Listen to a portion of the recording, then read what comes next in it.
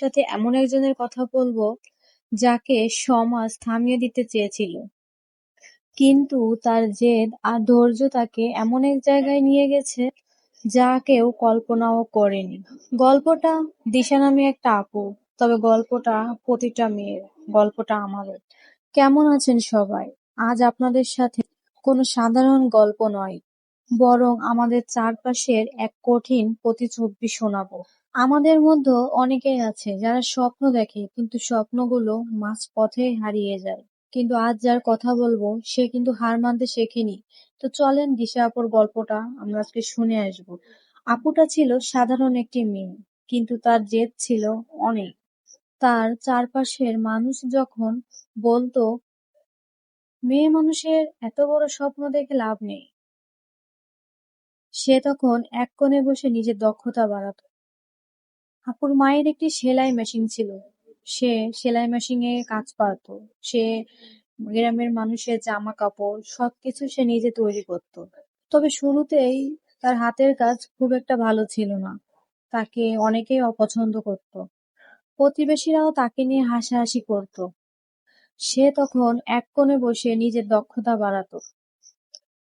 প্রতিবেশীরা বলতো যে এসব করে তোমার কয় টাকা ইনকাম হবে, কিন্তু সে কিন্তু হাল ছাড়া মেয়ে না। সে মানুষের কটু কথায় কখনো কান দিত না। তবে একসময় গ্রামের মানুষও তার কাছে কাপড় চোপড় বানানো বন্ধ করে দিল। তার জীবনে অন্ধকারটা নেমে চলে আসে এবং তার সেলাই মেশিনটাও নষ্ট হয়ে গেছে। সবাই ভেবেছিল আপুটা হয়তো এবার থেমে যাবে, কিন্তু না, সে থামেনি।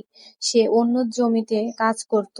প্রতিদিন যে দিনমজুরির টাকা পেত তার থেকে কিছু টাকা সংসারে ব্যয় করত এবং কিছু টাকা গুছিয়ে সে আবার একটা সেলাই মেশিনের টাকা জোগাড় করে সেলাই মেশিন কিনতে চেয়েছে। তবে এই সময়টা ছিল আপুর কাছে খুবই কঠিন একটা সময়।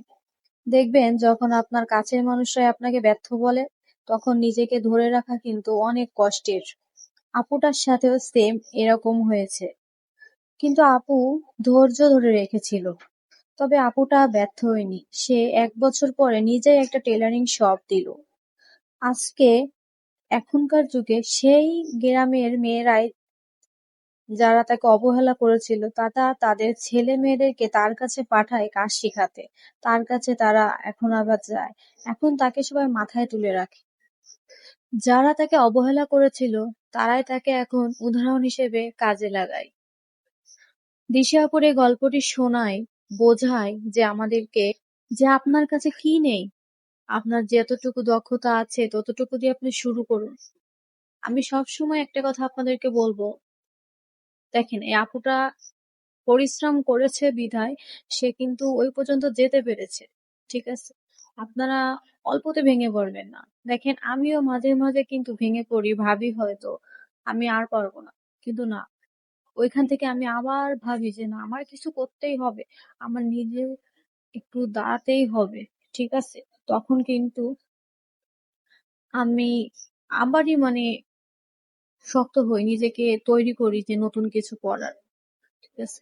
এভাবে আপনারাও চেষ্টা করেন, দেখবেন পারবেন, একদিন সফল হবেন। একদিনে কখনো সফলতা আসে না। এই যে যারা ব্যবসা করে, ব্যবসাটা কিন্তু প্রথমে ছোট থাকে। হ্যাঁ, তারা হয়তো ২ লাখ, ৪ লাখ, ৫ লাখ টাকা দিয়ে ব্যবসায় নামে।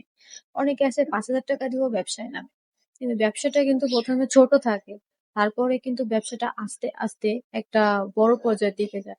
এখন যদি আপনি ভাবেন যে আমি এত কষ্ট করব না, আমার একসাথে ১ কোটি টাকা লাগবে, ২ কোটি টাকা লাগবে বা ৩ লাখ, ৪ লাখ, তাহলে তো হবে না। ৫,০০০ টাকা দিয়ে কি আপনি ৩ লাখ, ৪ লাখ টাকা পাবেন? কখনোই পাবেন না। তো আমি বলি ধৈর্য ধরে পড়ে থাকবেন, যেটাই করুক না কেন। আপনি আপনি যদি ভিডিও বানান সেক্ষেত্রেও আপনি ধৈর্য ধরুন, বা আপনি যদি ক্যামেরার বাইরেও কাজ করেন তাতেও আপনি ধৈর্য ধরুন। ঠিক আছে? ধৈর্য না ধরলে জীবনে কিচ্ছু হবে না।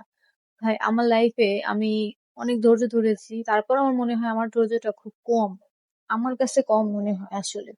আমি অনেক ধৈর্য ধরেছি, তারপরও মনে হয় আমার ধৈর্য কম। ঠিক আছে? আমার ধৈর্য খুবই কম।